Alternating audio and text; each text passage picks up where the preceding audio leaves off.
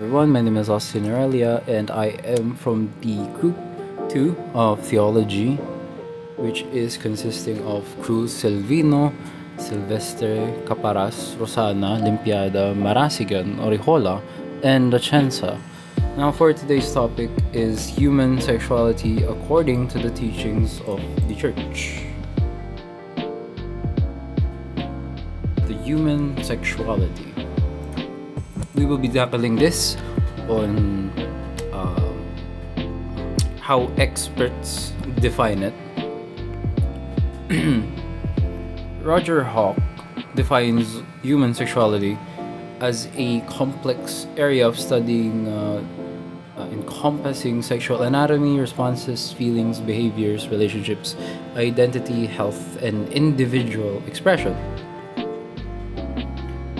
There are four things in mind when this is being discussed, which is the biological aspects, psychological aspects, social and cultural influences, and sexual health and behavior.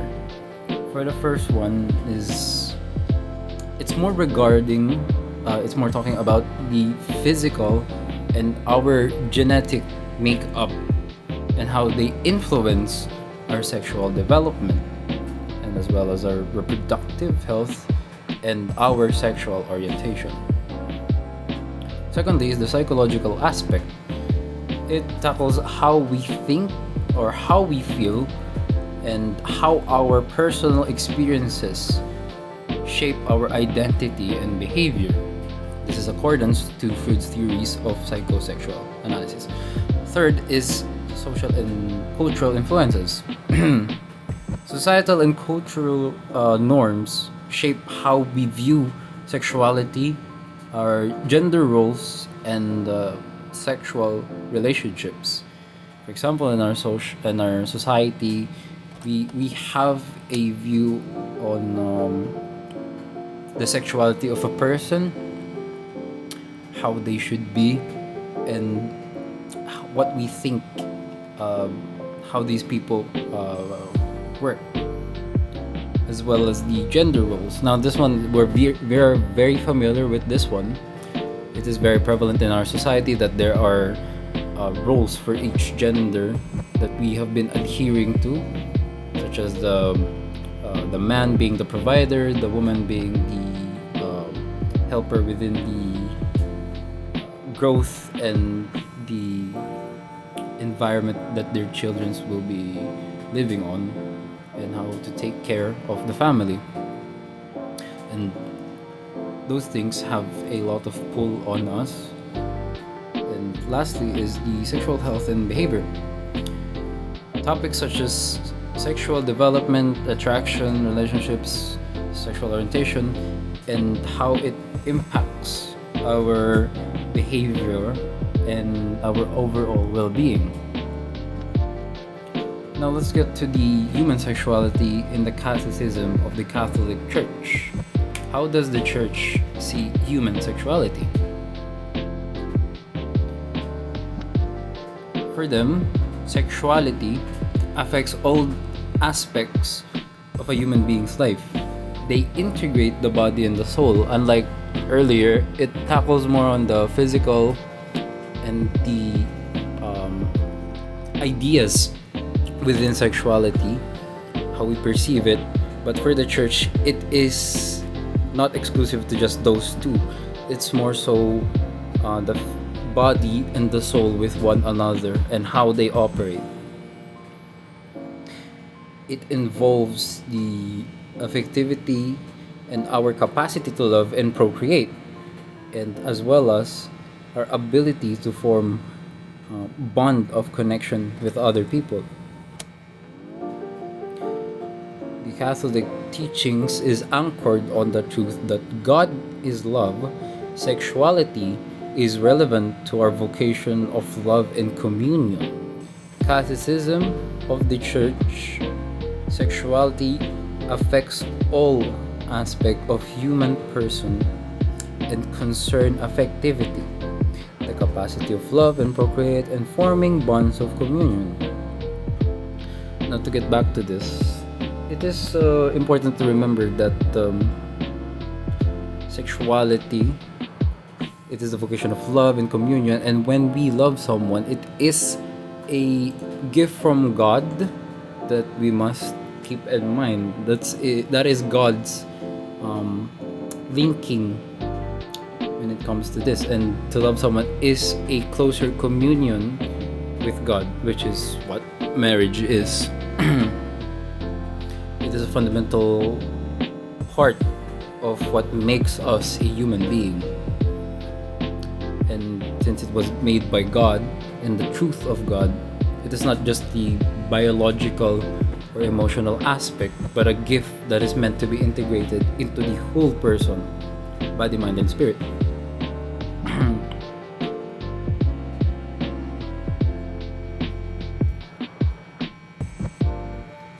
Keep in mind that it is rooted in the truth that God is love, and within Himself He exists as a mystery of personal loving communion. It plays a vital role in fulfilling our vocation of love and communion. On to the next part. Good day, everyone. I am your reporter, Leah Limpiada, and I hope you were able to learn something from the previous report, as it is going to help you understand the next lesson that we're about to discuss, or I am about to discuss. It is the meaning of the body. But before we start, or before we move on, I want to ask you all a question for you to reflect while we discuss the meaning of the body. We may not be able to interact through a recorded meeting, but you may pause this recorded video for you to give yourself a time to reflect on the question that I am about to ask. So, for you, what is the importance of the body in marriage? Again, what is the significance of the body in marriage? So I hope you will be able to understand my reporting for the meaning of the body.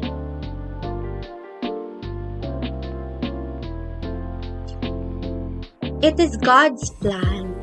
God's plan involves the total self-giving of man and woman to each other in marriage. So,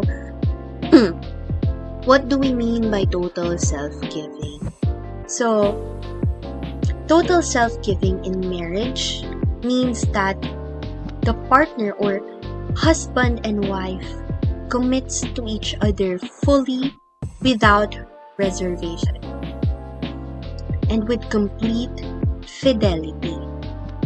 So, what do we mean by complete fidelity? It has to be an unconditional fidelity, a commitment to one another that is unwavering, enduring, mirroring the eternal covenant between Christ and His church.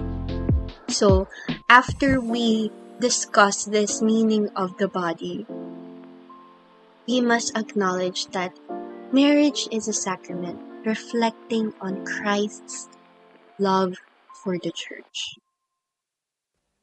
And once again, we mean total self-giving as we witness or see our body as a sacred creation of God that will lead us to our vocation. Therefore, we do not only look after our body, but we also respect it with the purpose of total self-giving. In this context, total self-giving has to involve a physical union, meaning a bodily gift of oneself to their partner. So that is the meaning of the body. That is one of the meaning of the body in terms of marriage. So we are able to preserve ourselves without reservation in terms of marriage, in respect to our body and to our spouse as well. Excuse me. And next is emotional and spiritual union. This also has something to do with the total self-giving of a man and a woman in marriage, because marriage consists of deep personal connection that encompasses the entirety of one's being, including thoughts, feelings, and desires. And next is life-giving love, a love that is open to fertility and creation of new lives. So that is one of the beauty of marriage, is we see marriage as procreative and unitive because it opens the gift of life. And what do we mean by that? We we are open to creation of a new life with your children. So that opens a idea of the realization of our vocation. So I hope you all remember the vocation sorry, the vocation that we have from Unit 1. We remember that our vocation is either marriage or virginity, according to St. John Paul II. States that human person is realized in marriage, virginity, or celibacy. So St. John Paul is teaching us, as stated in the Familiaris Consortio, human vocation is realized through marriage and virginity or celibacy. Marriage is a total self-giving of a man, once again, man and woman to each other. And virginity or celibacy, a call to dedicate oneself fully to God. So, ito yung nakikita natin na hindi sila nagpapakasal, but they dedicate not only their soul, but their body as well, fully to God. And this can be expounded further through the idea of sexuality. Excuse me. So, sexuality is not merely biological, but it reflects to the innermost being of a human person. So, what does St. John Paul II mean in this idea that sexuality is not merely biological? So, sexuality affects all the aspects of a human person in the unity of his or her body and soul. So, when we give a total self-giving of ourselves in marriage, it doesn't only have to consist with body or biological aspect. Because total self-giving goes way beyond the biological aspects and has to be united with the idea of soul. Again, a while ago I mentioned the physical union and the emotional and spiritual union, and I think to give you a better idea or to give you a better understanding, physical union is what we mean by the body, and it has to be united with the soul. So sexuality also needs the spiritual or the emotional union or life-giving love to your spouse. So sexuality, its exclusiveness goes way beyond biological aspect or interaction. Because sexuality is also a perception or a perspective that concerns most and innermost being of a human person. It is fully realized when it becomes a part of a committed life of love between man and a woman. And I think that is the beauty of marriage. Again, marriage is procreative and unitive. Sexuality strengthens the bond. So it is important for us to acknowledge the human sexuality, most importantly in the perspective of the Catholic teachings. Because it doesn't just gives us the idea of the marriage itself, but it also centralizes the the purity or the importance of our body as we see it as something that is sacred or a gift from God that allows us to see our true purpose and vocation.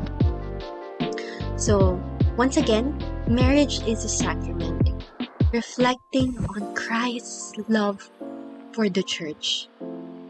And we have to see it and we have to reflect this to ourselves as well, depending on our vocation. We have to respect our body and to acknowledge a sexuality that again strengthens the bond of your spouse within marriage, and as it opens the gift of life. Marital love must be free. We remember that from Unit 1. A marital love must be free, total, faithful, and fruitful. Fruitful. And excuse me, sorry. Fruitful meaning we extend our being into bearing new life into this earth. And I also want to add that in the teaching or in the Christian or in the Catholic teachings, we must also acknowledge that adultery, fornication, pornography, and same-sex acts are contrary to God's plan, because according to the Catholic teachings, these are contrary to the idea of human sexuality, that we also have to acknowledge the teachings of the church, that marriage is procreative and union. So to conclude this part of the lesson, it is important for us to acknowledge that St. John Paul II emphasized that this total self-giving is only possible within the context of marriage. Once again, this total self-giving is only possible within the context of marriage, where two individuals become one flesh, in a union that is both human and divine. This understanding of marriage is central to his theology of the body, which explores the meaning of human embodiment in sexuality in light of Christian teachings. Once again, I am Leah Limpiada, your reporter for this part. Thank you. Moving on to the final portion of this lesson, we have male and female. He created them. But you may ask, for what? Marriage is one of our end goals in life as God has planned. Marriage is for the family, and the family is for the kingdom. God intended for us to marry not only to prolong mankind, but also to love as He once did. Physical, moral, and spiritual differences are oriented towards the goods of marriage and flourishing family life. Any value we have, any differences among one another, we work out in our married life to produce a good and family-oriented time or life. Now, as we have been discussing, sexuality plays an important role in the married life. For some theological insights, we have that a true culture of human life cannot exist without recognizing the true meaning of sexuality, love, and their interconnection. In order for man and woman to be at harmony in their married life, they would have to figure out and realize themselves fully about their sexuality and much more, any other values, to know if they are truly compatible and fit for one another. Man and woman must accept their sexuality, embracing both their physical, moral, and spiritual contemplarity. Now, this contemplarity is oriented again towards the goods of marriage and the flourishing of family life, as mentioned earlier.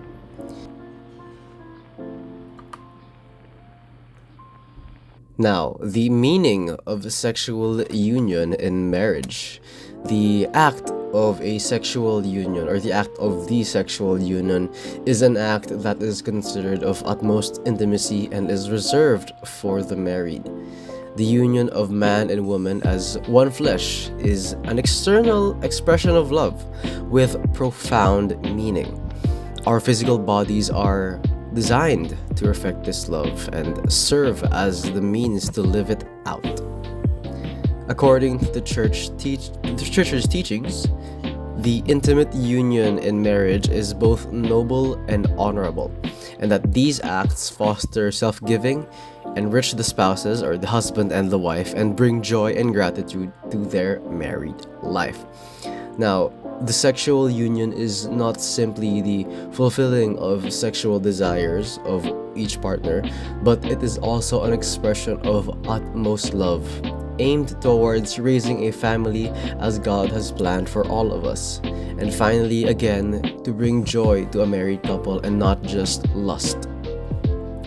But with that, we have reached the end of our presentation covering the human sexuality according to the teachings of the church and the theology of the body according to John Paul II. Thank you all for listening to this presentation, and may you have a wonderful and blessed day.